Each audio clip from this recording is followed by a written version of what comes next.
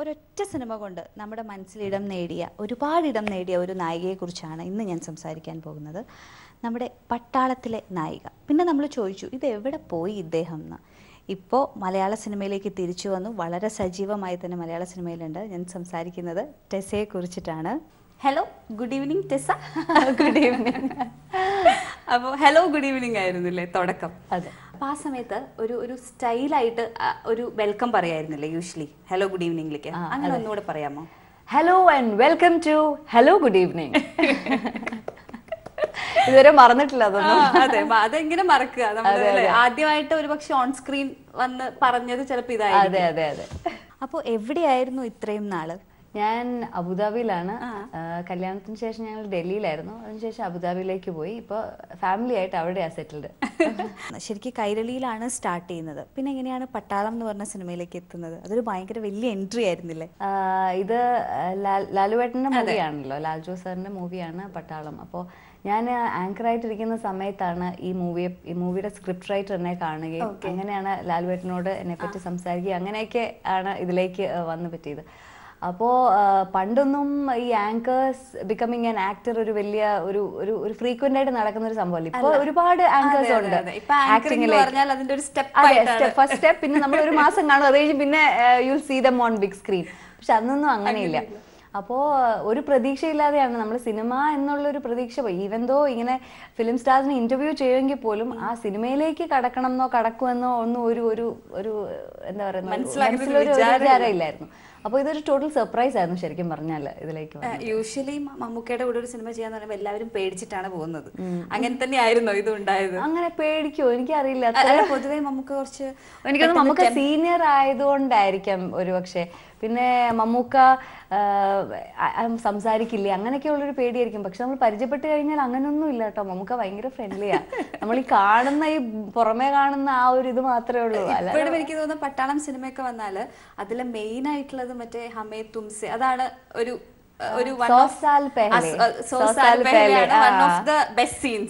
അതായത് കുറച്ച് നമുക്ക് മമ്മൂക്കയിൽ കുറച്ച് കോമഡി എലമെന്റ്സോ അങ്ങനെയൊക്കെ കാണാൻ പറ്റും. അപ്പൊ ആ ചിത്രീകരണ സമയത്തുള്ള വിശേഷങ്ങളൊക്കെ എങ്ങനെയായിരുന്നു? അത് ശരിക്കും മറയൂരൊക്കെയാണ് ഇത് ഷൂട്ട് ചെയ്തത്. ക്യാമ്പ് ഫുള്ള് ചെയ്തിരിക്കുന്ന മറയൂരാണ്. അപ്പോൾ ശരിക്കും പറഞ്ഞാൽ ഈ ക്യാമ്പും മമ്മൂക്ക താമസിക്കുന്ന ക്യാമ്പും എൻ്റെ വീടും ശരിക്കും തൊട്ടപ്പുറത്തെ ഇപ്പുറത്തെയും കോമ്പൗണ്ട് ആയിട്ടാണ് ഇതിൽ കാണിക്കുന്നത്. പക്ഷെ രണ്ടും രണ്ട് ലൊക്കേഷനാണ്. അത് വളരെ ചീറ്റ് ചെയ്ത് വളരെ മനോഹരമായിട്ട് എടുത്തിട്ടുണ്ട്. പക്ഷെ അതൊക്കെ രസമായിരുന്നു. ആ ക്യാമ്പ് ഭയങ്കര രസമായിരുന്നു. ഇത്രയും പട്ടാളക്കാരുണ്ട്. ബിജുവേട്ടനുണ്ട്. പക്ഷെ ബിജുവേട്ടൻ ഇത്രയും ഒരു കോമഡി പറയുമെന്ന് ഞാൻ അറിഞ്ഞത് ശരിക്കും അവിടെ വെച്ചാണ്. ബിജുമേനൻ എന്ന് പറയുന്ന ഒരാൾ മമ്മൂക്ക അത്ര സീരിയസ് ആയിട്ട് അതിനെക്കാട്ടിലും കൂടുതൽ ബിജുമേനനാണ് സീരിയസ് എന്ന് ഞാൻ വിചാരിച്ചുകൊണ്ടിരുന്നത്. പക്ഷെ അവിടെ ചെന്ന് ഓരോ കാര്യങ്ങൾക്കും ഇങ്ങനെ കോമഡി പറഞ്ഞുകൊണ്ടിരിക്കും. അതിൽ ശരിക്കും കോമഡിയാണ് ബിജുമേനൻ ചെയ്തിട്ടുള്ളത്. പിന്നെ അവിടെ ക്യാമ്പിൽ ഇത്രയും പട്ടാളക്കാർ, ഞങ്ങളുടെ ക്രൂ മെമ്പേഴ്സ് മുഴുവൻ, പിന്നെ മമ്മൂക്ക, ജ്യോതിർമയ്, ബിജുവേട്ടൻ, അങ്ങനെ പിന്നെ ഇടയ്ക്ക് സംയുക്തം വന്നു. അപ്പൊ ഒരു ഭയങ്കര ഒരു ഫാമിലി പോലെയായിരുന്നു. ഭയങ്കര ബഹളമായിരുന്നു അവിടെ. ശരിക്കും അതൊരു ഫോറസ്റ്റ് ഏരിയ ആയിരുന്നു. അത് അവര് കാടൊക്കെ വെട്ടിത്തെളിച്ചതൊരു ക്യാമ്പ് ആക്കിയതാ. അതുകൊണ്ട് ഞങ്ങള് ഈ ടെന്റ്സ് ഒക്കെ ഒത്തിരി ഉണ്ടാക്കിയിട്ടുണ്ട്. അപ്പോൾ ഈ ബ്രേക്ക് ടൈം ഒക്കെ കിട്ടുമ്പോൾ എല്ലാവരും ടെന്റിലൊക്കെ പോയി വെക്കേഷൻ മൂഡായിരുന്നു ശരിക്കും. ശരിക്കും അതൊരു ഭയങ്കര സ്റ്റാർഡം തന്നില്ലേ ശരിക്കും അങ്ങനെ ഒരു സിനിമ? മമ്മൂക്ക, പിന്നെ ലാൽജോ സാറിന്റെ മൂവി. ലാൽജോ സാർ എന്ന് പറഞ്ഞാൽ ലാൽജോ സാർ കൊണ്ടുവന്ന ഹീറോയിൻസ് എന്ന് പറഞ്ഞാൽ ഫുൾ ഇൻഡസ്ട്രി ഇങ്ങനെ ഭയങ്കര ക്യൂരിയോസിറ്റിയോട് കൂടിയിട്ട് നോക്കും. ഒരു നായികയെ കൊണ്ടുവന്ന ഷുവറാണ്. ഒരു പക്ഷെ ഞാൻ മാത്രമേ ഉണ്ടായിരിക്കുള്ളൂ ഒരു സിനിമ കൊണ്ട് നിർത്തിയത്. അല്ല, ഞാൻ അതാ ചോദിക്കാൻ പോകുന്നത്. അതൊരു ഭയങ്കര ഒരു സ്റ്റാർഡം തന്നില്ലേ? അപ്പൊ ആ സമയത്ത് എന്താ ചെയ്തോണ്ടിരുന്നത്? എന്തുകൊണ്ട് ആ ഒരു സിനിമയോട് കൂടിയിട്ട് ആ സമയത്ത് അത് സ്റ്റോപ്പ് ചെയ്തു? കാരണം അങ്ങനെ ഒരു സ്റ്റാർഡം വരുമ്പോൾ യൂഷ്വലി പറ്റില്ല. You need a lot of determination to do that. അത് ആക്ച്വലി നമുക്ക് ഞാൻ വരുന്ന എൻ്റെ ഫാമിലി എന്ന് പറഞ്ഞാൽ പഠിത്തത്തിന് മാത്രം ഇമ്പോർട്ടൻസ് കൊടുക്കുന്നത്. എൻ്റെ ഫാമിലി എൻ്റെ ഫാദർ അച്ഛന് ഭയങ്കര ഇഷ്ടമായിരുന്നു എപ്പോഴും സിനിമ. പക്ഷേ എന്താണെന്ന് വെച്ചാൽ അമ്മയ്ക്ക് എങ്ങനെയായിരുന്നു വെച്ച് കഴിഞ്ഞാൽ അമ്മയ്ക്ക് എപ്പോഴും ഒരു പേടി, സിനിമ എന്ന് പറയുന്ന ഒരു പേടി സാധാരണ ഏത് അമ്മമാരുടെ ഉള്ളതുപോലെ ഒരു പേടി. എങ്ങനെയാണ് സിനിമയിൽ എങ്ങനെയാണ്? കാരണം ഞങ്ങളുടെ ഫാമിലിയിൽ ആരും ഇല്ല മീഡിയ ഇൻഡസ്ട്രിയിൽ. പക്ഷെ ആങ്കറിംഗ് ഒക്കെ അമ്മയ്ക്ക് ഭയങ്കര ഇഷ്ടമാണ്. എൻ്റെ കൂടെ എപ്പോഴും ആങ്കറിങ് ചെയ്യാൻ കംഫർട്ടബിൾ സോൺ. അപ്പൊ എൻ്റെ കൂടെ സെറ്റിലൊക്കെ എപ്പോഴും വരുന്നത്. ഇപ്പം മറയൂരൊക്കെ അമ്മയാണ് വന്നത്. പക്ഷെ എങ്കിൽ പോലും അമ്മയ്ക്ക് ഒരു ടെൻഷനായിരുന്നു. അപ്പോൾ അങ്ങനെ പിന്നെ ഫാമിലിയിൽ നിന്നും ആർക്കും അതിനെപ്പറ്റി കൂടുതൽ അറിയത്തില്ലാത്തതുകൊണ്ട് വലിയൊരു സപ്പോർട്ട് ഫാക്ടർ എനിക്ക് കിട്ടിയിരുന്നില്ല. പിന്നെ ഞാൻ പോസ്റ്റ് ഗ്രാജുവേഷൻ ആ ഫ്ലോയിൽ അതങ്ങ് ചെയ്തു. അത് ചെയ്ത് കഴിഞ്ഞ ഉടനെ ആയിരുന്നു കല്യാണം. അപ്പോൾ അതെല്ലാം ഹസ്ബൻഡിന്റെ കൂടെ പോയി അങ്ങനെ. അപ്പോൾ കല്യാണത്തിന് ശേഷം husband is very cool. He's like you have to do it. Talents ഉണ്ടെങ്കിൽ ചെയ്യാൻ ഇഷ്ടമാണെങ്കിൽ if that is your passion you should do. അപ്പൊ അങ്ങനെ ഒരു സപ്പോർട്ട് ഫാക്ടർ കിട്ടിയത് കാരണം പിന്നെ കൂടുതൽ കിട്ടിയത് ഭർത്താവിന്റെ കയ്യിൽ നിന്ന്. അതെ അതെ. ഇനി കുടുംബത്തിലുള്ള എല്ലാരെയും പറ്റി പറയൂ. അച്ഛൻ നല്ലൊരു കലാകാരനാണെന്ന് എനിക്കറിയാം. പാടും, അച്ഛൻ പാടും. അമ്മ ആക്ച്വലി ചിലപ്പോൾ എനിക്ക് കിട്ടിയ ആക്ടിങ് സ്കിൽസ് അമ്മയുടെ നിന്നായിരിക്കും. കാരണം വെച്ചാൽ അമ്മ കോളേജിൽ പഠിക്കുന്ന സമയത്തൊക്കെ നാടകങ്ങളിലൊക്കെ ഒത്തിരി ആക്ട് ചെയ്യുമായിരുന്നു. ഞങ്ങളാരും നാടകങ്ങളിലൊന്നും അഭിനയിച്ചിട്ടില്ല. അപ്പൊ അമ്മ ആക്ടിങ്ങിൽ മിടിക്കായിരുന്നു. പക്ഷെ അത് കഴിഞ്ഞിട്ട് പിന്നെ ഞങ്ങൾ ആരും ആക്ടിംഗ് ഒന്നും കണ്ടിട്ടില്ല. പിന്നെ അതിനുള്ള ഓപ്പർച്യൂണിറ്റി ഇല്ല. പിന്നെ ഹസ്ബൻഡ് എന്താണ് ചെയ്യുന്നത്? പുള്ളി chartered accountant, Abu Dhabi national oil കമ്പനിയിൽ വർക്ക് ചെയ്യുന്നു. അനിൽ എന്നാണ് പേര്. പിന്നെ കുട്ടി? 2 കുട്ടീസ്, 2 ചെക്കന്മാര്. ഒരാൾ 4th സ്റ്റാൻഡേർഡിൽ പഠിക്കുന്നു, മറ്റേ ആള് UKG. അത് മെലിഞ്ഞിരിക്കുന്നതിന്റെ കാര്യം എനിക്ക് ഇപ്പഴാണ് മനസ്സിലായി. 2 ചെക്കന്മാരല്ലേ? താനെ നമ്മൾ മെലിഞ്ഞു പോകും. ഞാൻ മെലിഞ്ഞാണോ ഇരിക്കുന്നത്? എന്റെ മുഖം മാത്രമേ ഉള്ളൂ മെലിഞ്ഞത്. ഞാൻ സംവിധാനം ചെയ്യുമായിരുന്നു ശരിക്കും റീ എൻട്രി എന്ന് പറയാനുള്ള മൂവി. അപ്പോൾ എങ്ങനെയാണ് ശരിക്കും ആ ഒരു സിനിമയിലേക്ക് എത്തുന്നത്? ഇത് ബാലേന്ദ്ര മേനോൻ സാറാണ് ഇതിന്റെ ഡയറക്ടർ. അപ്പോൾ സാറിനും എനിക്കും കൂടെ ഒരു കോമൺ ഫ്രണ്ട് ഉണ്ട്. എല്ലാവർക്കും ഒരു എക്സ്പെക്ടേഷൻ കാണുമല്ലോ, പട്ടാളം എന്നുള്ളൊരു ഉള്ളത് കൊണ്ട്. അപ്പോൾ മേനോൻ സാറിനോട് ഇങ്ങനെ പറയുമ്പോൾ സാറ് പറഞ്ഞു ഒരു ജേർണലിസ്റ്റിന് വേഷത്തിന് വേണ്ടിയിട്ട് എനിക്ക് സ്പെക്സ് ഒക്കെ വെച്ചിട്ട് ഒരു ലുക്ക് വേണം. അപ്പൊ അങ്ങനെ കുറച്ച് ഫോട്ടോസ് അയച്ചു തരാൻ പറഞ്ഞു. അപ്പൊ ഞാൻ വലിയ പ്രതീക്ഷയൊന്നും വെച്ചില്ല. ഞാൻ ഫോട്ടോസ് അയച്ചു കൊടുത്തൊരു വിത്തിൻ 1 hour ടൈം. ഇപ്പൊ എല്ലാം വാട്സാപ്പ് ആണല്ലോ. അപ്പൊ അതെല്ലാം സാറിന് വാട്സാപ്പ് ചെയ്ത് കൊടുത്തപ്പോഴത്തേക്കും ഒരു വിത്തിൻ 1 hour സാറ് പറഞ്ഞു വെൽക്കം ടു മൈ ടീം എന്ന് പറഞ്ഞു. പിന്നെ പാട്ടിനെ പറ്റി സംസാരിച്ചപ്പോൾ ഞാൻ വിട്ടുപോകുന്നില്ല, എനിക്കൊരു പാട്ട് കേട്ടേ പറ്റും. ശരി, എനിക്ക് പാടാനൊന്നും അറിയത്തില്ല. എന്റെ അപ്പൻ പാടുമെന്ന് വെച്ചാൽ ഞാൻ പിന്നെ വേണമെങ്കിൽ 2 വരി പാടാം. പക്ഷെ 2 വരി. കാരണം ഈ പാട്ട് ഔസേപ്പച്ചൻ സാർ ഞങ്ങളുടെ പുതിയ സിനിമയ്ക്ക് വേണ്ടി ചെയ്താണ്, ഗോൾഡ് കോയിൻസിന് വേണ്ടി. ഇല്ലില്ലം പുല്ലില് പച്ചക്കൂടിയില് പമ്മീരിക്കണ കൊച്ചു തുമ്പേ, അച്ഛൻ വാങ്ങി തന്ന സൈക്കിളിലേറി ഇന്നുച്ചയ്ക്ക് കൊച്ചിക്ക് പോയാലോ. ഇല്ലില്ലം പുല്ലില് പച്ചക്കൂടിയില് പമ്മീരിക്കണ കൊച്ചു തുമ്പേ. അത്രയും മതി. നല്ല രസമുണ്ടല്ലേ? ഒരു എന്താ പറയാ, ഈ പാട്ട് ഇങ്ങനെയൊന്നും അല്ലായിരിക്കും ശരിക്കും നിങ്ങൾ കേൾക്കുമ്പോൾ. എല്ലാവരും ഒന്ന് സെർച്ച് ചെയ്ത് നോക്കിയോ, ചിലപ്പോൾ ഇതുപോലെ തോന്നില്ല. ഇനിയിപ്പോൾ റിലീസ് ആവാൻ പോകുന്ന സിനിമ ഗോൾഡ് കോയിൻസ് ആണ്. അപ്പോൾ എന്താണ് അതിലൊരു കഥാപാത്രം എങ്ങനെയാണ്? ഞാൻ രാജമാറ്റി യാഹുൽ ഒരു ടൈറ്റിൽ റോൾ ചെയ്തിരുന്നു. അതിന്റെ ഒരു ഫസ്റ്റ് 10 minutes ചാക്കോച്ചിന്റെയും അമ്മയായിട്ട്. അപ്പോൾ അത് പ്രമോദ് ഗോപാൽ എന്ന് പറഞ്ഞ ഇതിന്റെ ഡയറക്ടർ, ഇപ്പൊ പുതിയ ഗോൾഡ് കോയിൻസിന്റെ ഡയറക്ടർ എന്നെ കണ്ടു. അപ്പോൾ കണ്ടപ്പോൾ അതിലും സാരിയൊക്കെ കൊടുത്ത് എനിക്കൊന്ന് പട്ടാളത്തിലെ പോലെ തന്നെ ഒരു കഥാപാത്രമാണ് അതിലും. അപ്പോൾ അത് കണ്ടപ്പോൾ കുറച്ച് മെച്യൂരിറ്റി ഉള്ള ക്യാരക്ടർ വേണം, ഈ പിള്ളേരുടെ അമ്മയായിട്ട് വേണമല്ലോ ആക്ട് ചെയ്യാൻ. അപ്പോൾ പ്രമോദ് എന്നെ വിളിച്ച് ഈ മൂവിയിലേക്ക് ഇൻട്രസ്റ്റഡ് ആണോ, ഇങ്ങനെ ഒരു കഥാപാത്രമാണെന്നൊക്കെ പറഞ്ഞു. അങ്ങനെയാണ് ഞാൻ ഇതിലേക്ക് വരുന്നത്. ശരിക്കും എന്താണ് കഥാപാത്രം? ഇതിൽ സുജാത എന്നാണ് ഈ ക്യാരക്ടറിന്റെ പേര്. സുജാത 2 കുട്ടികളുടെ അമ്മയാണ് ഇതിന്റെ മെയിൻ സ്റ്റോറി മൂവ് ചെയ്യിക്കുന്ന ഈ 2 കുട്ടികളാണ്. അച്ചു കിച്ചു എന്ന് പറഞ്ഞ് 2 കുട്ടികൾ. അവരുടെ ശരിക്കുള്ള പേര് ഗോപാൽ വസുദേവ്. അപ്പൊ ഇതില് ക്യാരക്ടേഴ്സിന്റെ പേരാണ് അച്ചു ആൻഡ് കിച്ചു. അവരാണ് ഈ ഗോൾഡ് കോയിൻസ് എന്ന് പറയുന്നത്. ഈ രണ്ട് കോയിൻസിന്റെ അപ്രോ ഇപ്രോ ആണ് അച്ചു ആൻഡ് കിച്ചു. അതാണ് ഇതിന്റെ ഇതില് ഇവരുടെ അമ്മയായിട്ട് ആണ് ആക്ട് ചെയ്യുന്നത്. അപ്പം സുജാതയ്ക്ക് ഒരുപാട് പ്രാരാബ്ദങ്ങളുള്ള ഒരാളാണ്. അതായത് ഒരു വീട്ടിലൊരു TV പോലും മേടിച്ചിരിക്കുന്നത് ഇൻസ്റ്റാൾമെന്റിലാണ്. അപ്പോൾ ഒരു കുഞ്ഞു വീടാണ്, ഒരു പുഴക്കരികിലുള്ള ഒരു കുഞ്ഞു വീട്. അവിടെ സുജാതയ്ക്കുള്ള ജോലി എന്ന് പറഞ്ഞാൽ മില്ലിൽ ഒരു ചെറിയ ജോലിയാണ്. സുജാതയുടെ ഭർത്താവ് ദിനേശൻ ഡോക്ടർ അമർ. ശരിക്കും അദ്ദേഹം ഒരു ഗൈനക്കോളജിസ്റ്റ് ആണ് ഇൻ റിയൽ ലൈഫ്. അപ്പോൾ ഡോക്ടർ അമറും ഞാനും അച്ചു കിച്ചു, ഞങ്ങൾ 4 പേരാണ് ശരിക്കും. ഞങ്ങളുടെ കൊച്ചു കുടുംബം ഇത്രയും 4 പേരുടെയാണ്. സുജാതയിലേക്ക് വരുമ്പോൾ പിന്നെ കുറേ ആടുണ്ട്, കുറേ താറാവുണ്ട്. അങ്ങനെ പിന്നെ രാവിലെ എഴുന്നേറ്റ് കഴിഞ്ഞാൽ മക്കളെ റെഡിയാക്കണം, ദിനേശ് ചേട്ടനെ ജോലിക്ക് അയക്കണം, ആടിനെയും ഒക്കെ മാറ്റി കെട്ടണം. ഇപ്പോൾ സുജാതയുടെ തല മുഴുവൻ തീയാണ് രാവിലെ. അപ്പോൾ ഏത് നേരം സുജാതയ്ക്ക് ഇറിറ്റേഷനാണ്. കാരണം എങ്ങനെയെങ്കിലും ഈ പണിയെല്ലാം തീർത്ത് പെർഫെക്റ്റ് ആയിട്ട് തീർത്തിട്ട് സമയത്ത് ജോലിക്ക് പോകണം. പക്ഷേ മക്കളെ ഒരുപാട് സ്നേഹിക്കുന്ന അമ്മ, എല്ലാം പെർഫെക്റ്റ് ആയിട്ട് ചെയ്യണം സുജാതയ്ക്ക്. അപ്പോൾ അതിൻ്റെ ആ ഒരു ഇറിറ്റേഷനൊക്കെ കാണിക്കുന്ന ഒരു ക്യാരക്ടർ. പിന്നെ മക്കൾക്ക് നല്ലത് മാത്രം പറഞ്ഞു കൊടുക്കുന്ന ഒരു അമ്മ. അപ്പോൾ ഇതിൽ കിച്ചുവിൻ്റെ ക്യാരക്ടർ പറയുന്നുണ്ട്, നല്ലത് ചെയ്യുന്നവരുടെ കൂടെ എപ്പോഴും ഈശ്വരൻ ഉണ്ടാവുമെന്നാണ് അമ്മ പഠിപ്പിച്ചിരിക്കുന്നതെന്ന്.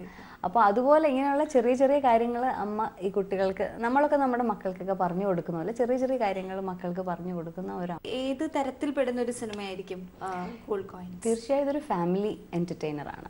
ഫാമിലി മൂവി എന്ന് തന്നെ പറയാം ഇതിനെ. കുട്ടികളുടെ എന്ന് പറയാൻ പറ്റില്ല. കുട്ടികളുടെ എന്ന് പറയാൻ പറ്റില്ല, കാരണം വെച്ചാൽ കുട്ടികളാണ് ഈ രണ്ടും മൂവ് ചെയ്യുന്ന ഈ കഥ. ശരിക്കും ഈ സ്റ്റോറി ഇതിൻ്റെ ഈ കുട്ടികൾക്ക് ഒരു സമ്മാനം കിട്ടുന്നു, അത് അവരുടേതല്ലാന്ന് തിരിച്ചറിഞ്ഞിട്ട് അതിൻ്റെ ഉടമസ്ഥന് കൊടുക്കാനുള്ള യാത്രയാണ് ശരിക്കും പറഞ്ഞാൽ. സെക്കൻഡ് ഹാഫ് തൊട്ട് ആ ഒരു യാത്ര ആണ് അത് കാണിക്കുന്നത്. അപ്പോൾ ആദ്യത്തെ കുറച്ച് സമയം ഫാമിലി ആയിട്ടും, പിന്നെ ഈ മക്കള് ഈ യാത്ര, ഈ അമ്മയച്ഛനും പഠിപ്പിച്ച കാര്യങ്ങളാണ് ഇതൊക്കെ. നമ്മുടേതല്ലാത്ത സാധനങ്ങൾ നമ്മൾക്ക് വേണ്ട, അത് അതിൻ്റെ ഉടമസ്ഥന് തിരിച്ചു കൊടുക്കണം എന്നുള്ളത്. അപ്പോൾ അത് തിരിച്ചറിഞ്ഞിട്ട് അവരത് കൊടുക്കാൻ പോകുന്ന ഒരു യാത്രയാണ് ഈ സിനിമ.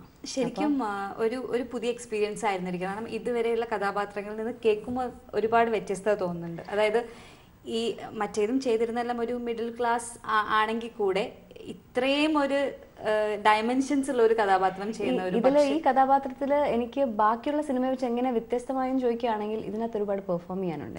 അതെ, നമുക്ക് കേൾക്കുമ്പോൾ അത് റിലേറ്റ് ചെയ്യാൻ പറ്റും. അതെ, ഇതിനകത്ത് സുജാതയ്ക്ക് സ്നേഹം തോന്നുന്ന സമയം, ആ ഒരു ഇത്, പിന്നെ ദേഷ്യം വരുന്നുണ്ട്, ഇറിറ്റേഷൻ വരുന്നുണ്ട്, അങ്ങനത്തെ പല പല റിലേറ്റ് ചെയ്യാൻ പറ്റും.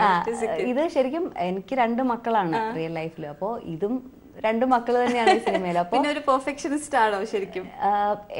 എന്ത് കാര്യത്തിൽ പെർഫെക്ഷൻ? ഞാൻ എല്ലാ കാര്യത്തിലും, വീട്ടിലെ കാര്യത്തിലല്ല ഞാൻ പെർഫെക്ഷനിസ്റ്റ് ആണ്, വേറെ കാര്യങ്ങളിൽ എനിക്കറിയില്ല. അല്ല, ഞാൻ ചോദിക്കുന്ന വീട്ടിലെ ഈ സാധനം ഇന്ന സ്ഥലത്ത് തന്നെ ഇരിക്കണം, ഇതവിടുന്ന്, അതങ്ങനെ ഇരിക്കൂല. കാരണം കാര്യമില്ല, അതുകൊണ്ട്. പക്ഷെ എന്നാലും റിലേറ്റ് ചെയ്യാൻ പറ്റുന്നുണ്ടായിരുന്നു ഈ ഒരു കഥാപാത്രം. അതെ, ഈ 2 കുട്ടികളുടെ അമ്മയാൻ സ്ഥിതിക്ക് എനിക്കറിയാം എങ്ങനെയാണ്. അപ്പൊ ആ ഒരു നമ്മൾ സ്ഥിരം ഞാൻ പറയുന്ന ചില ഡയലോഗുകളൊക്കെ ഈ സിനിമയിൽ പ്രമോദ് അതുപോലെ എഴുതി വെച്ചിട്ടുണ്ട്. അപ്പോൾ അതുകൊണ്ട് എനിക്ക് ആ ഒരു രീതിയിൽ മാത്രമേ എനിക്ക് റിലേറ്റ് ചെയ്യാൻ പറ്റൂ. അല്ലാത്തത് വേറെ എല്ലാം വ്യത്യാസമാണ്. കാരണം സുജാത ജീവിക്കുന്നത് ഒരു നാട്ടും പ്രദേശത്താണ്, ഒരു lower middle class working class ഒരു ഫാമിലി. അപ്പോൾ സുജാതയുടെ വീടിൻ്റെ മുമ്പിലൊരു പുഴയൊക്കെ ഉണ്ട്. അപ്പോൾ എല്ലാ ദിവസവും പുഴയിലാണ് തുണി അലക്കുന്നത്, കുളിക്കുന്നത്, മക്കളെ കുളിപ്പിക്കുന്നത് എല്ലാം. പക്ഷെ എനിക്ക് ആപ്പാടെ പുഴയായിട്ടുള്ള ഒരു റിലേഷൻ എന്ന് വെച്ചാൽ, ഞാൻ മണിമല എന്ന് പറഞ്ഞ സ്ഥലത്തു നിന്ന് ഉള്ളയാളാണ്. അപ്പോൾ ചെറുപ്പകാലങ്ങളിലൊക്കെ ഞങ്ങളുടെ വീടിന് ഓപ്പോസിറ്റ് ഒരു ഇതുപോലെ പുഴയുണ്ട്. അപ്പോൾ അവിടെ പോയി ചാടി കുളിക്കും, അങ്ങനെ മീൻ പിടിക്കും, എൻ്റെ ബ്രദേഴ്സും ഒക്കെ ആയിട്ട് ഇങ്ങനെ പോകും എന്നുള്ളതല്ലാതെ. പിന്നെ കുറേ വർഷങ്ങളായല്ലോ ഇപ്പോൾ. അപ്പോൾ പുഴയിലൊക്കെ ഇറങ്ങാൻ ആദ്യം പേടിയായിരുന്നു. പക്ഷേ എനിക്ക് തോന്നുന്നു 1-2 പ്രാവശ്യം ചെയ്ത് കഴിഞ്ഞപ്പോൾ അതുമായിട്ട് യൂസ്ഡ് ആയി. പിന്നെ കല്ലിൽ അരയ്ക്കുന്നത്, ആട്ടുംകൂട്ടിൽ കയറുന്നത്, ആടുമായിട്ട് സംസാരിക്കുന്നത്, ഇങ്ങനത്തെ കാര്യങ്ങളൊക്കെ ഉണ്ട്. അതും ഞാൻ ഒട്ടും റിലേറ്റഡ് ആക്കാൻ പറ്റില്ല. പക്ഷെ നല്ല മൈൻഡ് സെറ്റ് പെട്ടെന്ന് പറ്റി.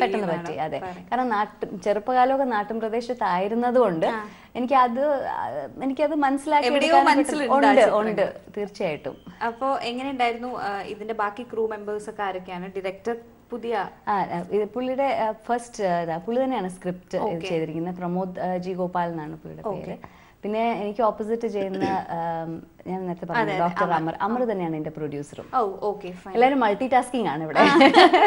പിന്നെ camera, music Ouseppachan sir, Manjulal എന്ന് പറഞ്ഞ ഒരു വ്യക്തിയാണ് ക്യാമറ. മഞ്ജു ചേട്ടൻ നന്നായിട്ട് ചെയ്തിട്ടുണ്ട്. അതിൻ്റെ സോങ്സ് ഒക്കെ എടുത്ത് നോക്കുമ്പോൾ കാണാം അതിൻ്റെ അകത്ത് വിഷ്വൽ ബ്യൂട്ടി ഭയങ്കര. ഇതൊക്കെ ചേർത്തല കുമരകം ഒക്കെയാണ്, പക്ഷേ എങ്കിലും വളരെ ഭംഗിയായിട്ട്.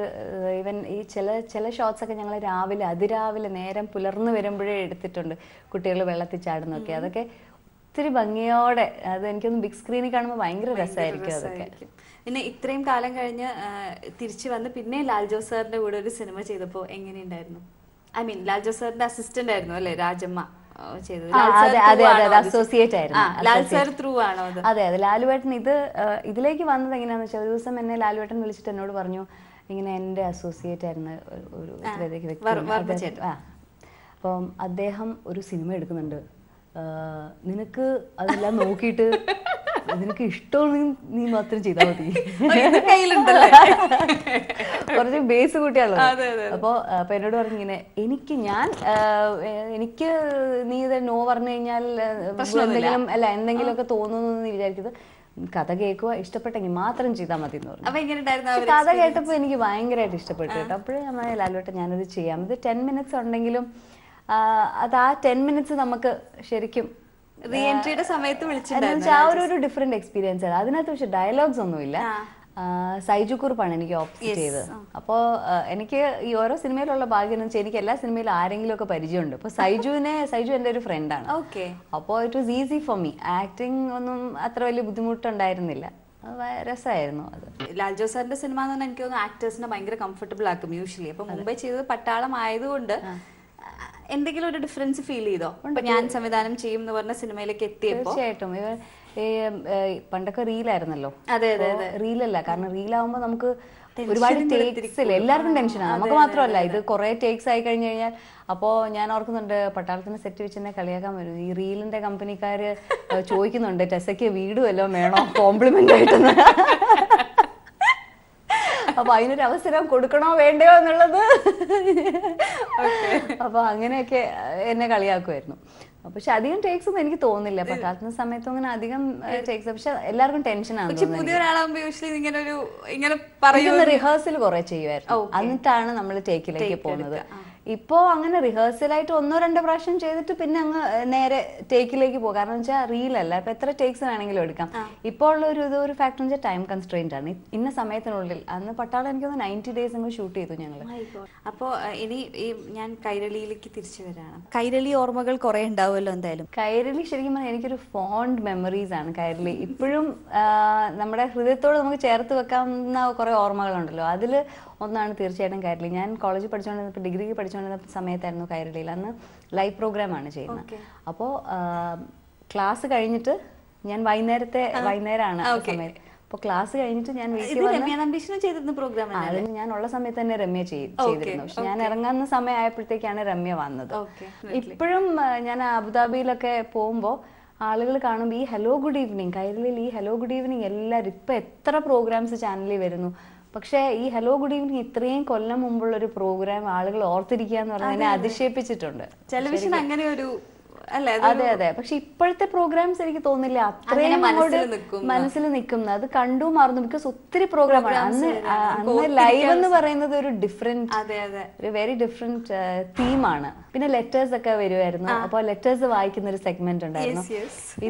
ഇന്നൊക്കെ എല്ലാം ഇമെയിലും ചെയ്യാം, അല്ലെങ്കിൽ വാട്സാപ്പ് ചെയ്യാം. ആരും പെന്നൊന്നും എടുത്ത് എഴുതില്ല. അന്ന് ഞങ്ങൾക്ക് ഓരോ കൊട്ട നിറച്ചായിരുന്നു ശരിക്കും ലെറ്റേഴ്സ് വന്നുകൊണ്ടിരുന്നു, വലിയ കാർട്ടണിൽ. എന്നിട്ട് അതെല്ലാം വായിക്കാൻ പറ്റില്ലല്ലോ. അപ്പം ഞങ്ങളോട് പറയാം, നിങ്ങൾ ഏതെങ്കിലും ഒക്കെ ഇങ്ങനെ അങ്ങ് എടുക്കും. അപ്പൊ അങ്ങനെ കാർട്ടൺസിലായിരുന്നു ഞങ്ങൾക്ക് ലെറ്റേഴ്സ് വന്നുകൊണ്ടിരുന്നത്. സോ അതൊക്കെ ഭയങ്കര it's so nice of people to do that. അതൊക്കെ ശരിക്കും ഇപ്പോഴാണ് റിയലൈസ് ചെയ്യുന്നത് അവരൊക്കെ അത്രയും സമയം എടുത്ത് നമ്മൾക്ക് വേണ്ടി എഴുതി എന്നുള്ളത്. ഇപ്പൊ വരുന്ന ഒരു വാട്സ്ആപ്പ് മെസ്സേജിന് നമ്മൾ എനിക്ക് തോന്നുന്നു അത്രയും വാല്യൂ കൊടുക്കണ്ടായിരിക്കും. കാരണം വാട്സ്ആപ്പ് വന്നു കഴിഞ്ഞാൽ എല്ലാം ഒരു നമുക്ക് ഹൃദയത്തെ സ്പർശിക്കാത്ത പോലെ നമ്മളെല്ലാം ചെറിയ ഇതില് മറ്റേ നമ്മൾ എഴുതി ഒരു പ്രോസസ് അല്ലേ അത്. അതെ. പിന്നെ ഇവിടുന്ന് ആ ഒരു സ്റ്റാർഡം എൻജോയ് ചെയ്തപ്പോഴേക്കും അങ്ങ് ഡൽഹിയിലേക്ക് പോയി അല്ലെ? അപ്പൊ ശരിക്കും അത് മിസ് ചെയ്തോ? ആ ഒരു ശരിക്കും അങ്ങനെ ഒരിക്കലും തലക്ക് പിടിച്ചിട്ടില്ലായിരുന്നു. എനിക്ക് എന്താണെന്ന് അറിയില്ല, പിടിക്കാനുള്ള സാധ്യതയുണ്ടല്ലോ. അല്ല അങ്ങനെയല്ല, ഇത്രയും ഒരു ലാൽ ജോസ് സാറിന്റെ മൂവി, മമ്മൂക്ക ഹീറോ, അപ്പൊ ഇങ്ങനെയാകുമ്പോ തലക്ക് പിടിക്കാനുള്ള സാധ്യതയുണ്ട്. ഇല്ല, പക്ഷെ പിടിച്ചില്ല എന്നുള്ളതാണ് അതിന്റെ സത്യം. പക്ഷെ അതുകൊണ്ട് ഞാൻ മിസ് ചെയ്തിട്ടും ഇല്ലായിരുന്നേ. കുറെ കൊല്ലങ്ങൾ അങ്ങനെ കൊല്ലങ്ങൾ വേഗം പോയി മനസ്സിൽ തോന്നാൻ എന്താ, ആളുകളൊക്കെ കാണുമ്പോ എന്നെ തിരിച്ചറിഞ്ഞ് പരിപാടിയെ പറ്റി ചോദിക്കും, സിനിമയെ പറ്റി ചോദിക്കും. അപ്പൊ ഞങ്ങൾ അവിടെ പോയി വല്ലോ ഇങ്ങനെ ഷോപ്പിങ്ങിനായിട്ടൊക്കെ പോകുമ്പോ എല്ലാവരും യു ടെസ് അല്ലേ ആ പ്രോഗ്രാം ഞങ്ങൾ കാണാറുണ്ടെന്ന് പറഞ്ഞ് പിന്നെ ഫോട്ടോ എടുക്കും. അപ്പൊ അവരുടെ സ്നേഹം നമ്മളെ അറിയിക്കും. അപ്പോഴും അനില് പറയുന്നു, you so many people like you you know, അപ്പൊ then you should come back. അപ്പം പിള്ളേരൊരു മാതിരി പുള്ളിക്ക് നോക്കാൻ പരുവമായപ്പോഴത്തേക്കും പിന്നെ പറഞ്ഞു why don't you try it. അപ്പൊ എനിക്ക് എപ്പോഴും ആഗ്രഹം ഇഷ്ടമാണെന്നും പുള്ളിക്ക് അറിയായിരുന്നു. കാരണം ഞാൻ ഇടയ്ക്കിടയ്ക്ക് ഇങ്ങനെ നമ്മൾ ഓരോ സമയത്ത് പട്ടാളത്തിനെ പറ്റിയും കൈരളിയെ പറ്റി എന്റെ ഫ്രണ്ട്സിനെ പറ്റിയൊക്കെ പറയുമ്പോൾ then he knew that somewhere that passion is still there. അപ്പൊ then if you want to start working go ahead എന്ന് പറഞ്ഞു. അപ്പൊ അങ്ങനെ ഒരു സപ്പോർട്ട് കിട്ടി കഴിഞ്ഞപ്പോ പിന്നെ എന്താ പറയുന്നത്, അവർക്ക് അങ്ങനെ എന്നെ ടി വിയിൽ കണ്ടാലും കണ്ടിട്ടുണ്ടോ മക്കള്? കണ്ടിട്ടുണ്ട്. പക്ഷെ അവർക്ക് എന്നെ അങ്ങനെ കണ്ടു കഴിഞ്ഞാൽ ഇത് അമ്മ ഓക്കെ അങ്ങനെ നമ്മൾ സ്ഥിരം കാണുന്നവർ അങ്ങനെ വലിയ എക്സൈറ്റ്മെന്റ് കാണില്ലല്ലോ. അപ്പോൾ എപ്പോഴെപ്പോഴും കണ്ടോണ്ടിരിക്കുക. നമ്മളാണെങ്കിലും ഒരു ആക്ടറിനെ അടുത്തെറിഞ്ഞ് കഴിയുമ്പോൾ പിന്നെ ആക്ടറിന്റെ കോൾ വന്നാലും നമുക്ക് അങ്ങനെ വലിയ എക്സൈറ്റ്മെന്റ് ഇല്ല. നമ്മളൊരാൾ പോലെ നമുക്ക് തോന്നുള്ളൂ. അതിപ്പോ അവരുടെ അമ്മയാണ് ഞാൻ. അത് കാരണം അമ്മയെ സ്ഥിരം രാവിലെ ഉച്ചയ്ക്കും വൈകിട്ടും ഒക്കെ കാണുന്നത്. കാരണം അങ്ങനെ ഒരു എക്സൈറ്റ്മെന്റ് ഒന്നും കാണിക്കാറില്ല. വരുമ്പോ ഇരുന്ന് കാണും എന്നുള്ളതല്ല. അപ്പൊ ഞാൻ ഇനി ടെസ്സയെ കുറിച്ച് ചിലപ്പം ആൾക്കാർക്ക് അറിയാത്ത കുറച്ച് ചെറിയ ചെറിയ കാര്യങ്ങൾ ചോദിക്കാം. എന്താണ് ഇഷ്ടപ്പെട്ട വേഷം? Jeans and T-shirt. അതാണ് കംഫർട്ടബിൾ.